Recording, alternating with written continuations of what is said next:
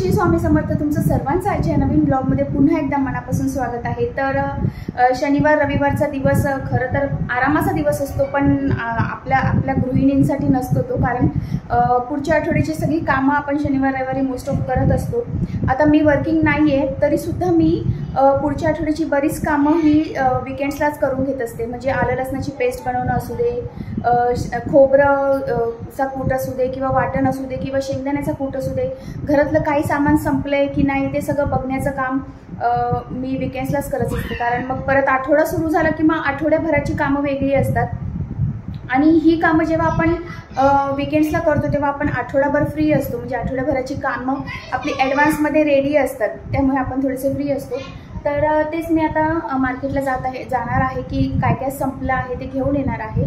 मग ते fruits vegetables आठवडाभराची, शक्यतो फ्रूट्स आठवडाभराची नाही आणत, पण व्हेजिटेबल्स आणते, आणि ते पण नेहमी नाही आणत.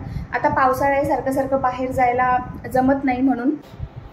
आणि विकेंडला काय काय तयारी करते मी आता तुम्हाला या व्हिडिओमध्ये दाखवणार आहे. तसा आधीचा एक व्हिडिओ मी केला होता, त्याच्यामध्ये मी विकेंडला काय काय तयारी करते ते मी सर्व दाखवलं होतं. तर ह्या व्हिडिओमध्ये पण मी आता तसंच दाखवण्याचा प्रयत्न करणार आहे की माझी विकेंडची कामं वगैरे कशी असतात आणि कशा प्रकारे मी विकेंड्सला सर्व आवरत असते ते सर्व मी ह्याच्यामध्ये दाखवणार आहे. तर माझं जे महत्त्वाचं किचनचं विकेंडमधली जी कामं असतात त्यामध्ये बऱ्याच कामांपैकी सर्वात महत्त्वाचं एक काम असतं ते म्हणजे वाटण बनवायचं. पण ते काम माझं वाचणार आहे, ते काम मलाच करायचं नाही आहे. का माहिती आहे का? कारण मी सुकं खोबरं आणून ते अशा प्रकारे पीसेसमध्ये असं कट करून ठेवलेलं आहे. म्हणजे आता मला जेव्हा खोबरं लागणार आहे तेव्हा मी डायरेक्टली हे असं कट केलेलं खोबरंच यूज करणार आहे, आणि मला जेवढं सध्या लागणार आहे तेवढंच मी कट केलं आहे, सगळं खोबरं कट नाही केलं आहे. तर हे खोबरं मी तसं वाटण्याला डायरेक्टली यूज करू शकते. म्हणजे जेव्हा लागणार तेव्हाच मी ते तव्यावर फ्राय करायचं आणि मग आपण त्याचं वाटण तयार करू शकतो.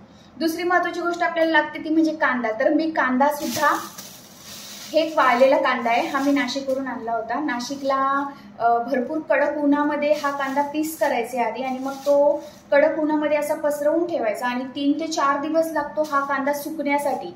कारण हा कांदा जो असतो तो एकदम मॉइश्चर भरपूर असतं कांद्यामध्ये, आणि जर तो पूर्ण सुकला नाही तर त्याचा वास खूप येतो. तर म्हणून हा कांदा आम्ही पीसेसमध्ये असं कट करून बारीक अशा पातळ असं पीसेस करायचे त्याचे, आणि मग असं छान पसरवायचा, आणि मग तो कडक उन्हामध्ये वाळवायचा. मग तो वाळलेला कांदा आपण वर्षभर यूज करू शकतो. आता हा कांदा मला बरेच दिवस जाईल, कारण जेव्हा मला वाटण बनवायचं असेल तेव्हा मी हे सुकं खोबरं त्याच्यामध्ये यूज करणार, आणि हा कांदा एवढूसाच कांदा मला प्रत्येक वेळेला वापरायचा आहे फक्त. आणि बस आलं लसणाची पेस्ट त्याच्यात टाकली की आपलं वाटण रेडी आहे. म्हणजे माझं वाटणाचं जे मेन काम आहे ते ह्या कांद्यामुळे वाचलेलं आहे. तर आणि हा कांदा मला माझ्या पप्पांनी दिला होता. पप्पा आणि माझी बहीण दोघांनी कट करून ठेवला, त्यांनीच वाळवला, आणि मी बोली मला पण देतो, त्यांनी एवढा मोठा दिला मला. तर आता हा आपल्या इकडे दमट वातावरण असतं मुंबईमध्ये, त्यामुळे हा कांदा मी फ्रीजमध्येच ठेवते, बाहेर ठेवत नाही. तर मी सध्या आलं लसणाची पेस्ट बनवत नाहीये, मी डायरेक्टली विकतची जी पेस्टचे पाऊच मिळतात ते पाऊच आणते, मला जसं लागेल तसेच मी यूज करते. तर अशा प्रकारे माझं वाटण्याचं काम वाचलेलं आहे. तर मला तुमच्याशी एक फार महत्त्वाचं एक रेसिपी शेअर करायची होती. म्हणजे आपल्या मुलांना हल्ली हाईट आणि वेटमध्ये खूप प्रॉब्लेम होतो. म्हणजे प्रॉपर हाईटनुसार प्रॉपर वेट असणं फार महत्त्वाचं असतं, वेट आणि हाईट प्रॉपर असणं फार महत्त्वाचं असतं. तर माझ्या मुलीला पण सेम प्रॉब्लेम होत होता की तिचं वेट हाईटनुसार थोडंसं कमी होतं. तर मी डॉक्टरांना विचारलं की मी काय करू, तिला बॉर्नव्हिटा वगैरे कॉम्प्लॅन वगैरे देऊ का? तर डॉक्टर बोलले नको, तुम्ही बॉर्नव्हिटा आणि कॉम्प्लॅन देण्यापेक्षा तुम्ही स्वतः घरी अशा प्रकारची एक पावडर, प्रोटीनची पावडर तयार करा की जेणेकरून तुम्ही ती मुलांना देऊ शकता, आणि ती पावडर तयार करून तुम्ही दुधामध्ये वगैरे टाकून देऊ शकता. म्हणजे होममेड तुम्ही प्रोटीन पावडर तयार करा. तर मी माझ्या मुलीसाठी ती पावडर नेहमी तयार करते. तर ती आता संपलेली आहे. मी 8-10 दिवसाची 15 दिवसाची अशीच तयार करते, खूप जास्त दिवसांची बनवून नाही ठेवत. तर ते मी तुमच्याशी आता शेअर करणार आहे की मी ती पावडर कशा प्रकारे बनवते. कारण ह्या पावडरीचा तुम्हाला पण खूप इफेक्ट होऊ शकतो मुलांवर, आणि तुम्हाला खूप फायदा होऊ शकतो ही पावडर बनवल्यानंतर, कारण तुम्ही तुमच्या मुलांना सुद्धा ही पावडर देऊ शकता.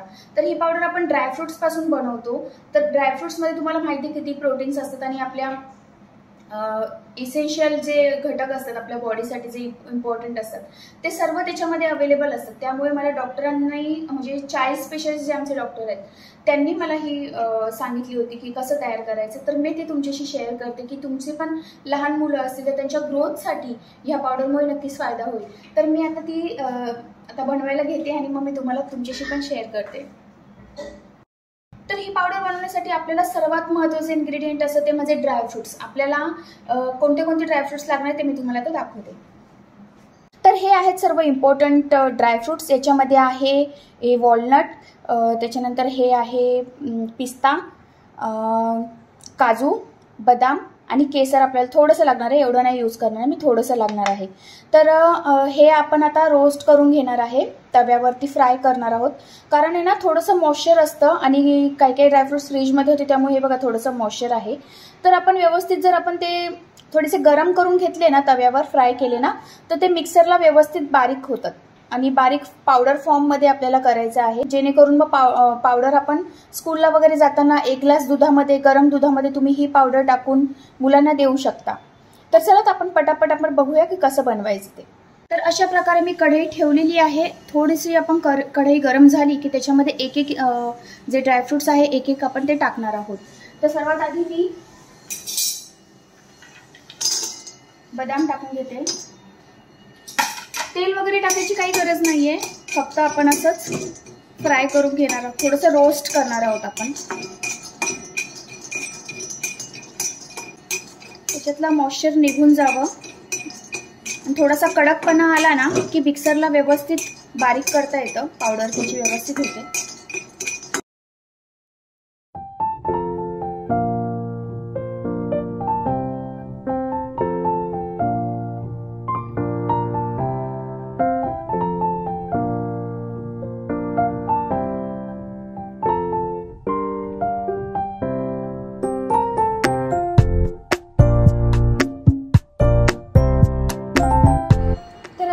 मी सर्व रोस्ट करून घेतलेलं आहे. आता फक्त याला थोडंसं थंड होऊ द्यावं लागेल आपल्याला. थोडंसं 2 मिनिटं थंड झाल्यानंतर हे आपण मिक्सरमध्ये बारीक करणार आहोत.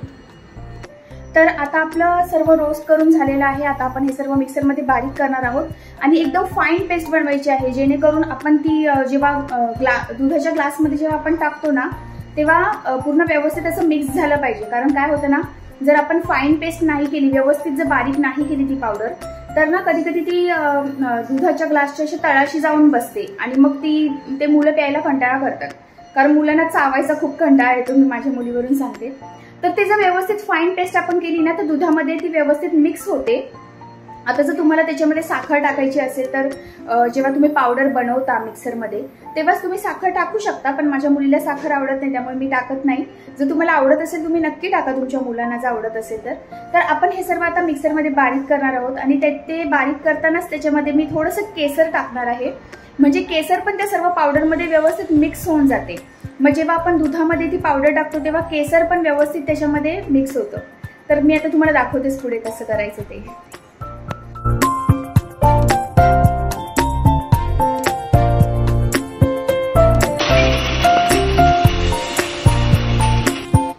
आपली पावडर अशा प्रकारे मी थोडीशी थंड झाल्यावर ती व्यवस्थित झालेली आहे. तर आता ही मी व्यवस्थित एका क्लीन कंटेनरमध्ये भरून ठेवणार आहे आणि हे कंटेनर तुम्ही फ्रीजमध्ये वगैरे पण ठेवू शकता किंवा बाहेर ठेवलं तरी चालेल, कारण आपण हे 15 दिवसाचीच पावडर तयार केलेली आहे.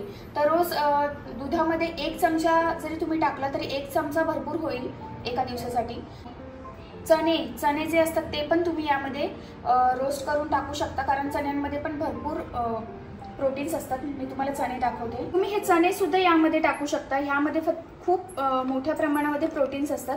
तर हे सुद्धा तुम्ही काही प्रमाणामध्ये ह्या सर्वमध्ये यामध्ये टाकू शकता.